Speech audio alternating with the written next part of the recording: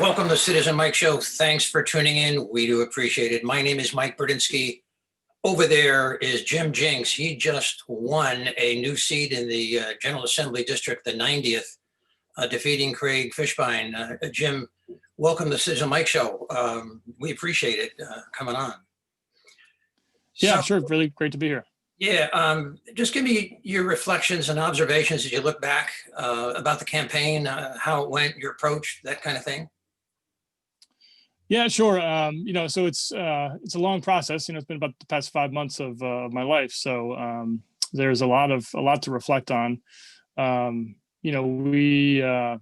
was a different campaign than anyone really had before. It really was different across the state for everybody due to COVID.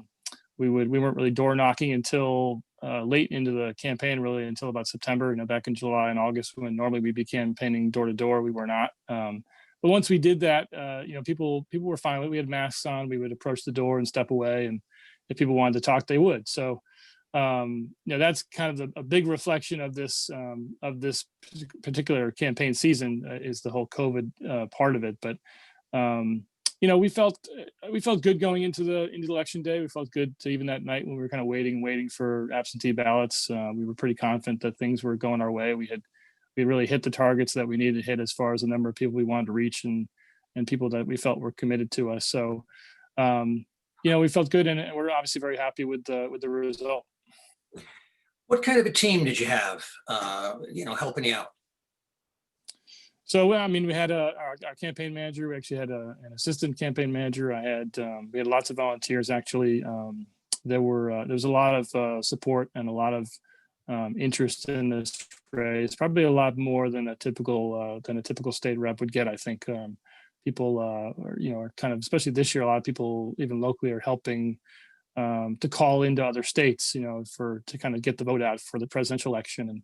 And so people that typically would volunteer on campaigns, actually this year, probably around the state, I heard from a lot of campaigns they were struggling to find volunteers, but we didn't have that case or that situation here. We had a lot of people wanting to help us out. So what's coming up for you? What's gonna happen? What are your next steps? Well, so actually, I'm going up to Hartford later today. We're having the caucus.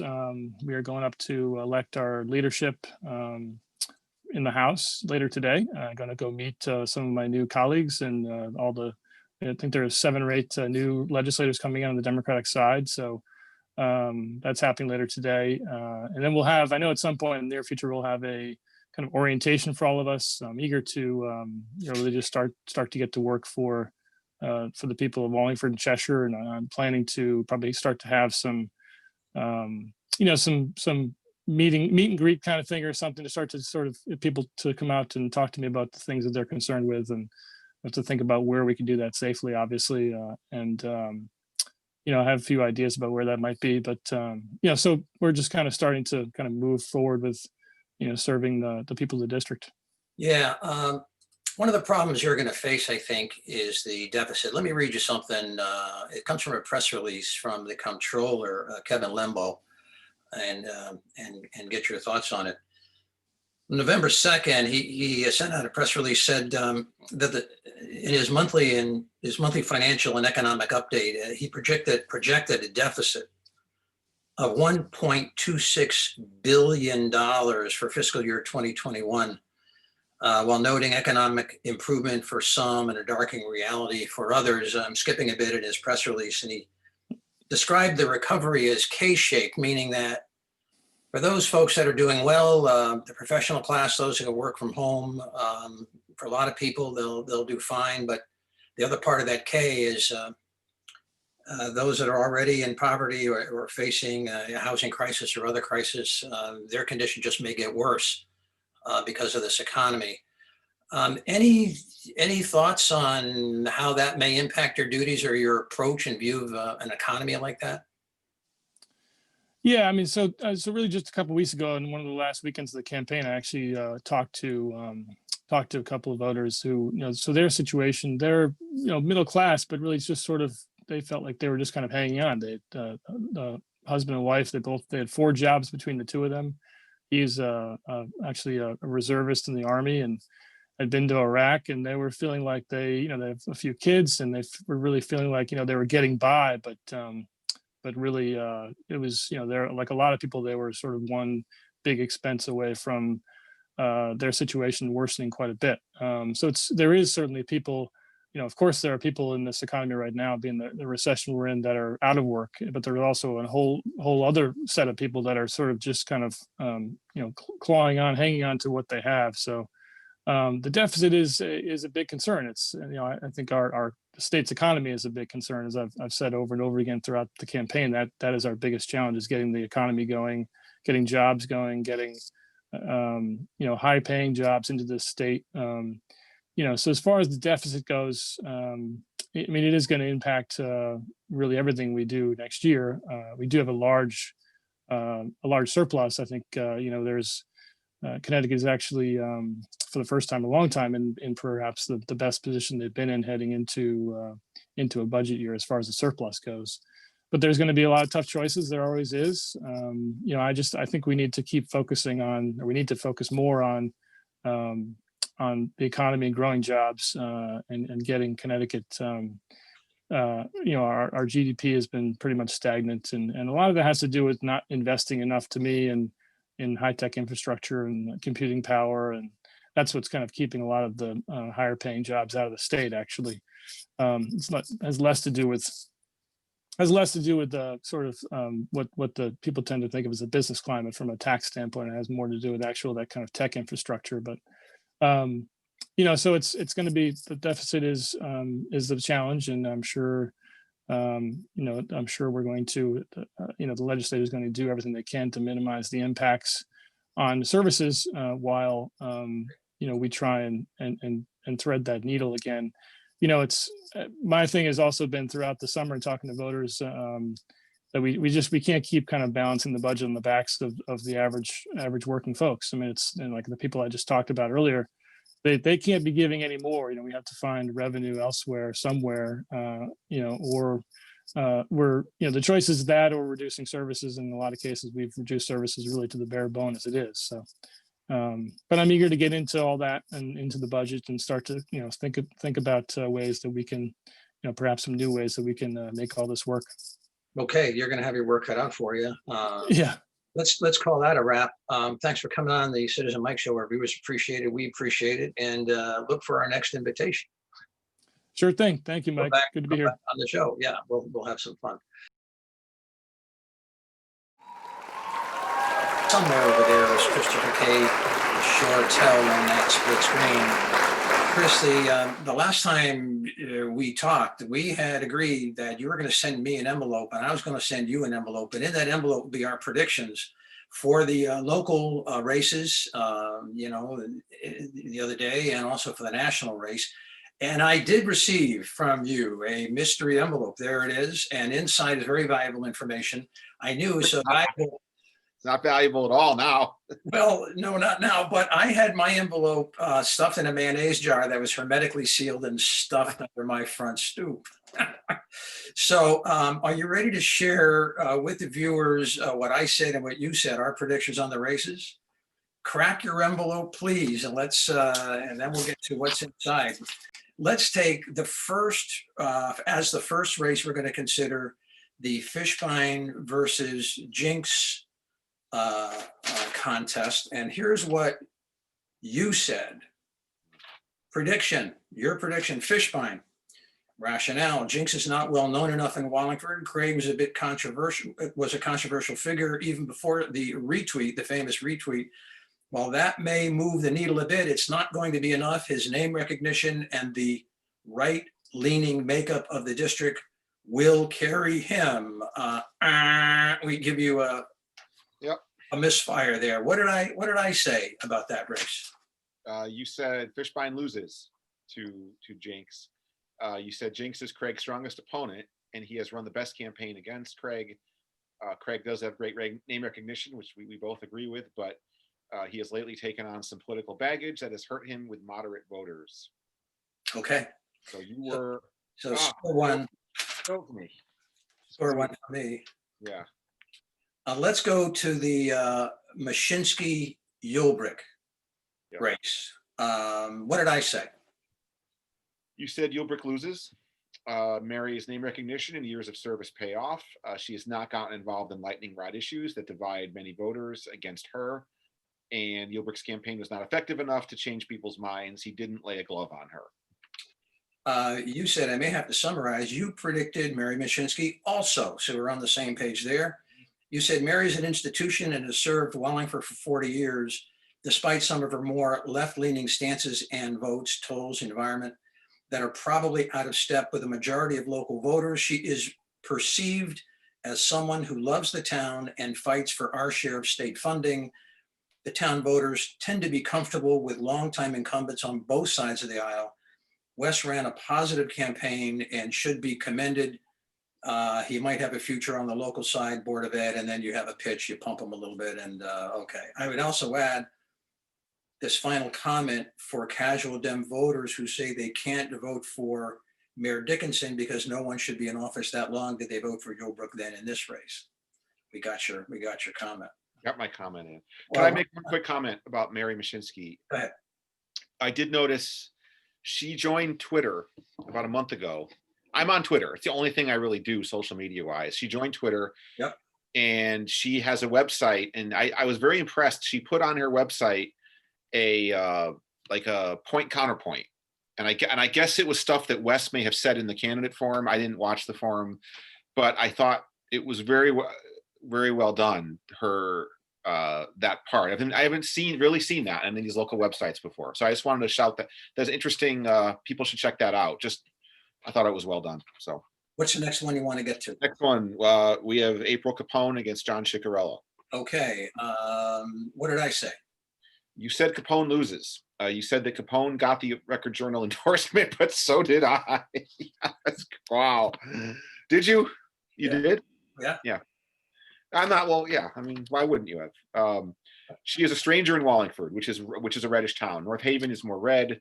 East Haven is red too, which I didn't realize, which we'll get to in mine. I don't know anything about East Haven. Sorry. This is based on election results in 2016. Cicarella inherits Fasano's seat, and Capone had an uphill battle from the start. Okay. You said You are 3 for 3. Yeah. You said prediction Capone. I did. Rationale. I'd be inclined to pick Capone on the basis that a blue wave will carry her in, but the makeup of the district is such that I don't know if she can carry conservative North Haven and Wallingford. Len Fasano and his predecessor, Brian McDermott, were moderates, and yet Capone has successfully held elective office. I think this one is close. The issue of police reform will no doubt motivate voters on both sides. I'm going with Capone slightly, based on nothing scientific and just a gut that she carries other parts of the district with greater numbers than Cicarella carries. Wallingford, North Haven, and that she's won elected office before, while her opponent has not. Okay, so you're 1 for 3. 1 for 3. What do you want to do? Yeah, what do you want to go to next? Well, there's all that's left is the presidential election. Yeah, the presidential. Yours is going to be too long to read, where mine is pithy and short. So why don't you read mine, and then maybe I'll ask you to summarize yours, but why don't you read mine, and then we'll go. Okay. Yeah. You have Biden winning both in Wallingford and nationally the popular vote, which doesn't really answer the question because in our country, the popular vote is irrelevant, but I'll let that go for now. I'm being a lawyer. I'm being a lawyer right now because that's what I'm reading. And I'm not, the electoral vote is how our country is set up. More people now know that Trump cannot solve the nation's problems, and more people understand that character is destiny. Biden wins by 8 million votes. I don't know if that'll happen. I haven't looked at the popular. No, it's not going to happen. Yeah, that's not going to happen. But so are you? Well, this is a dot. So did you mean to say electoral vote? What do we? What was this? What does this mean? Well, Biden wins a popular vote. Just what I said. Oh, it doesn't answer the question. That Biden, the presidency. Al Gore won the popular vote, but didn't win the presidency. Hillary Clinton won the popular vote, but didn't win the presidency. You're just being a poor sport because you're losing this. You picked Biden also. And you went into a lot of detail. Let me see if we can find a wrap up here. Can I summarize? Yeah, why don't you do that? Because I picked him for the wrong reasons. So I was wrong. I was wrong on Biden, even though I picked it. I felt like there's no way the polling was going to be wrong again. I felt like polling is scientific. they're professionals. They're going to fix whatever they did. And I also had some stats which are in there that at the time I wrote this, which was 2 weeks ago, Yeah. Trump's overperformance 4 years ago in key states was below Biden's lead. And so I think some of that actually may end up being right. Wisconsin, Michigan, I think those are two of the states I cited, at least Wisconsin, maybe not Michigan, but Biden's lead was too great that even if Trump matched his overperformance, he wasn't going to win. Now, of course, what happened since then? The race tightened. All sorts of things happened. I mean, even down the ticket, the House and the Senate have not gone really for the Democrats. So the polling actually was wrong again, which means my prediction was based on flawed reasoning, which means I shouldn't get credit. But I'm going to sue you. I'm going to take you to court over the popular vote comment, because I am not conceding that you got that right. You dodged it. You dodged it here with popular vote. You know, we're producing this on Wednesday. It's about 8:15 p.m. Yeah. As we talk about this, Biden does have the popular vote, and he will end up with the Electoral College vote. So we can pick this up. We can pick this up next week, and we're going to give you a double on that. Let me fill in some statistics briefly about the local races, and then I want to get your general observations of the significance of all this. First of all, in Wallingford, Biden won Wallingford roughly 52 to 46, which is a shift from 2016. Going to the Rosa DeLauro Stryker contest in Wallingford, it was very close. I mean, Rosa got about 300 votes more than Stryker, very, very close. And the Capone Cicarella contest in Wallingford was also very close. Cicarella got, this is rough, about 500 more votes than Capone did, but Cicarella was very strong in North Haven and in East Haven, and that just can't be beat. I'm going to come back to that comment. It can't be beat. Well, I'll address it now in case I forget.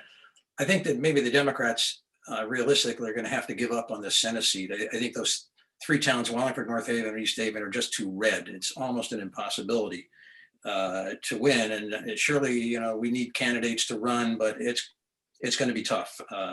It's going to be tough unless Cicarella stubs his toes while serving in the state Senate. And the Mashinsky Yulbrick race, Mary Mashinsky got 5,900 roughly, and Yulbrick got about 53 roughly, 100.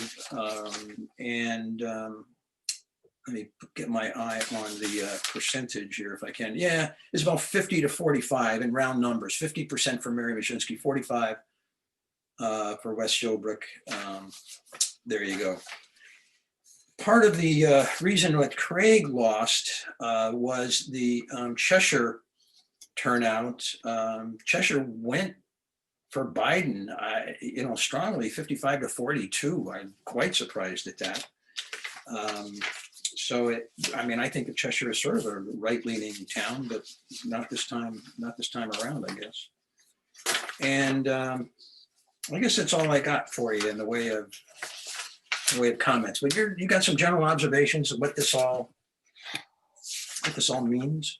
I think one would be, you said there was a shift because Wallingford voted for Biden. It was a shift back to what Wallingford usually does. I think that I have a lot of my friends on the R side were going around for 4 years. Trump won Wallingford. Wallingford's conservative. See, and Wallingford, I guess, is more conservative, but Trump barely won Wallingford 4 years ago. He won Wallingford by 290 votes. And prior to that, no Republican presidential candidate had won Wallingford. I went back and looked, and I got back as far as 1992.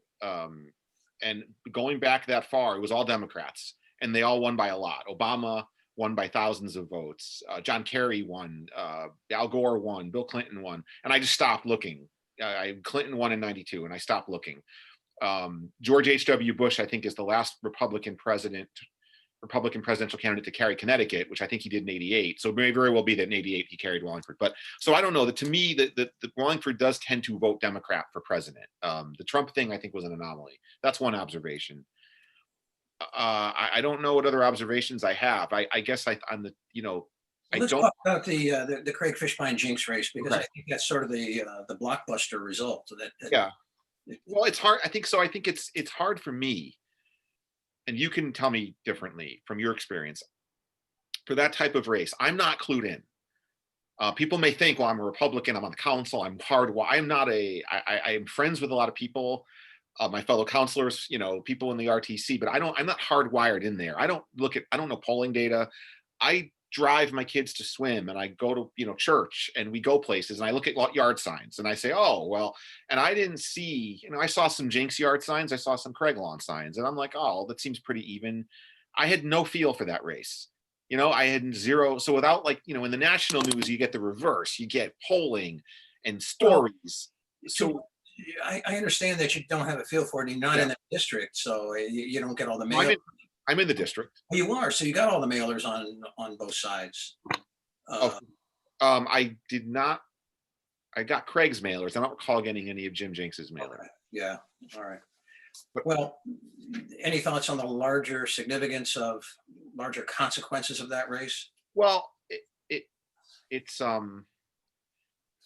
what, Mary Fritz held that seat for 35 years, 34 years. It's a seat that was held for a long time.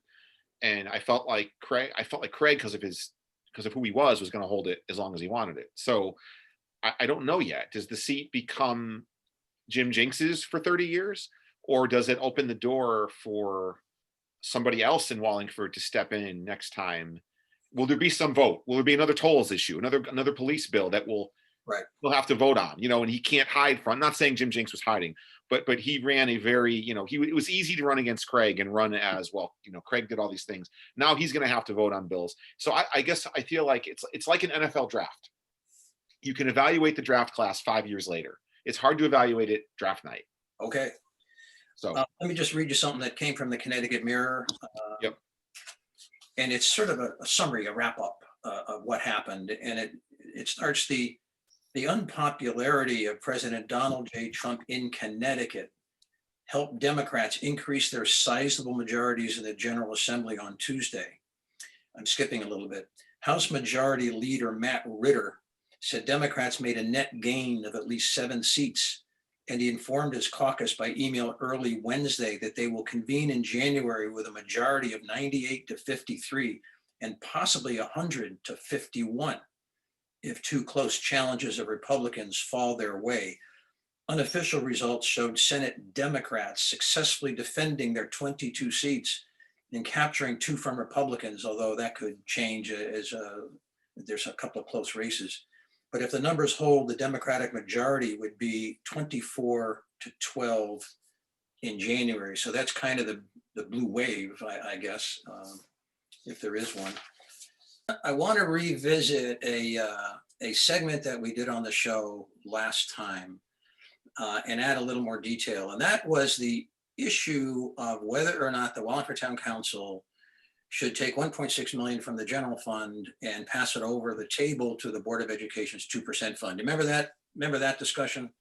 Yeah, I have nightmares about that discussion. Yeah, maybe so. Well, part of the rationale for doing that, according to the Board of Ed, was that roughly $600,000 was needed for a special education reserve fund.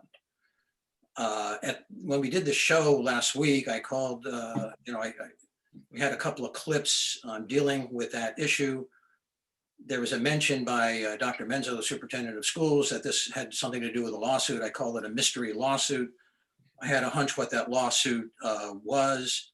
As it turns out, it was a different lawsuit, but the superintendents of schools so misdescribed the lawsuit that I guess that he was referring to, that I'm not sure that the town council got a straight and accurate reason why the Board of Education had to keep 600,000 in the reserve. Let me just refer to my notes and get into some detail. It was explained to you guys when this issue came up that the Board of Education needed to hold on to the $600,000 because it was not available to that $600,000 would not be available to the Board of Ed. I think in context, that's more untrue than true. It was described to pay off a settlement. That is absolutely not true. There is no settlement given this lawsuit that Dr. Menzo was describing. It's certainly not a payoff, and it's certainly not a settlement. It was described as a national lawsuit. That's not true. It's not a national lawsuit. It was a lawsuit brought against the State Board of Education. That's it. A lawsuit brought against the State Board of Education, and it didn't involve multi-states. As it was suggested by the Board of Ed, it didn't involve many school districts in the state, as was clearly stated. But it was suggested that because the cost of that lawsuit, the Board of Ed would have to have on hand $600,000. There is no cost of that lawsuit. And let me just explain what that lawsuit's about, and then I'll go over to the other clip. I found out more recently that there is a lawsuit that claims that special ed students should have special education up until age 21 or until they graduate high school, whatever comes first. That was brought against the State Board of Education and the State Board of Education only. There was a judgment in favor of the plaintiffs in that case, which established that the State Board of Education, and only the State Board of Education, would be responsible for all pre-existing obligations and liabilities, but that going forward, Wallingford would have to pick up the cost of, if any, of this education until age 22. Previously, it was thought it was until age 21. So there is no payoff, there is no settlement, there is no existing liability, there is no debt, there is no obligation, there are no agreements, to pay, as you guys were led to believe. In the second clip that we showed on the last show, Counselor Tada asked whether or not this payoff, even she thought, I mean, we all thought there was a payoff. There's no payoff, but she thought, was this certain? What's the status of it? And Dr. Menzo again reiterated that it was a national lawsuit. And he talked about a settlement, whatever settlement is agreed upon. There is no settlement that's agreed upon. What is established by this lawsuit is going forward. Now the Board of Education is going to have to pick up the cost of those special ed students after the age of 21 until the age of 22, or upon graduation, whichever comes first. Dr. Menzo said the case was in a holding pattern because Christina Tada wanted to know, what's the exact status? And he said, well, it's in a holding pattern. He didn't say the case is under appeal. Hey, the case is under appeal. Wouldn't everyone like to have known that? Wouldn't everyone have liked to have known there is no payoff, there is no settlement, there is no pre-existing obligation, there is no debt, there is no liability. It's all an expense going forward, which would properly be in their budget for special education after this appeal, unwinds, or some sort of a stay of execution of the order in the federal court. So that's kind of the new information that I was able to get. I filed a Freedom of Information request on Dr. Menzo, and he very kindly got information to me promptly, and that's the update. Your thoughts, and we'll go on from there. Your thoughts on my thoughts. Good. Okay. I don't know. I mean, I don't know. He cited this lawsuit. And he cited I think it was the 599,000, a number that was cited, just under 600,000. But then he also cited $300,000 to $400,000 just for special ed services that come up during the year that are not budgeted for. So I don't. Those were the two things that were cited in the course of the Q&A. Clearly, 599,000 was held in reserve to pay off this lawsuit. Yeah, no, agreed. So that's what we're talking about. Yeah. I have other needs for special ed that's on another part of the budget. I guess in part, while I'm spending so much time on this, it wrangles me every time, and it happens way too often in Wallingford, that a department head comes in front of you, and I get the impression that the whole story is not told, that, there's important facts that are not revealed. And that's because whoever is presenting wants to get a certain result. And the council, time and time again, seems to be very passive, and they don't like to, ask probing questions and get too much detail. And in this particular case, the presentation was so inaccurate, so off, so sloppy, that the whole thing, the whole justification for the $600,000 as presented was more untrue than true. And that should bother the council. I don't think it does. It should bother everyone. If someone has a request for $600,000, get it right. This wasn't a long presentation. I'm not picking him up on, minor details or slips of the tongue. He got it so wrong. And your vote was based, at least in part, on a representation that was inaccurate. And that I got to tell you, that bothers me. Understood. Yeah. Let me give a little history. Let's put it in context for the viewers, because this was not just a department head coming to us for money. That's not exactly what it was. The Board of Education, by state statute, about 6 years ago, was allowed to keep their surplus funds, if they had any, in what's called a 2% account. That's what this was. Just so for our viewers, every department, and on midnight of July 1, June 30th into July 1 at 12 a.m., if you're Parks and Rec and you have an extra 50 grand that you didn't spend, it goes in the general fund. Same with the Board of Ed. It goes to the same with the Board of Ed. Same with the Board of Ed. Same with everyone else. But the difference is that the Board of Ed, the state statute allowed the Board of Ed to allowed the legislative body of a town to give them back that surplus to spend in this account for stuff, whatever they felt like they had to spend it. So that's what this was. Second point. I'm not disagreeing with you, but I think it's important for people to understand this side of it, because before you go to your second point, I just want to pick up your first point. Yeah. But you're not saying that justifies misrepresentation and No, misrepresentation. I'm not. Okay, all right. Nah, no excuse for getting it so wrong, is it? No, but I'm giving people the history, because so that's the context. Second point. So this started before I was on the council, right before I was on the council. I think my second year on the Board of Ed. So it went before the council. I forget the first 373 or something. $373,000, I think, was the amount the first year that this was in force. And the town council, I wasn't there. I don't remember, but it didn't. My recollection was from like Roxanne, the chair of the Board of Ed. They voted to give it back. There wasn't much discussion. When I got to the council in 2016, by that time it was in year 2 or 3 of this practice. It was basically a pro forma. It was an agenda item, and it was kind of like, this was our surplus from June. It's state statute allows it, and we kind of just gave it to them. We like, okay, and that was just the way it went. It was not. I'm not saying that was right. I'm saying that's the way it went every year. And every year it was I think you did the math last episode. It was around 600,000 was about the average over the course of what happened. So now let's go to this year. So this year, we got the agenda, and it was on the agenda, and there was no backup. The only backup was a request.